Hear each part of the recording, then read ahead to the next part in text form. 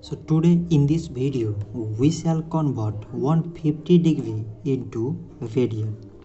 So in a straight line or in a semicircle, the sum of angles is 180 degree and it is equal to pi radian.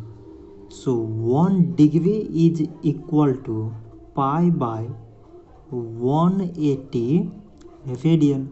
In the same way, 150 degree is equal to 150 into pi by 180 radian.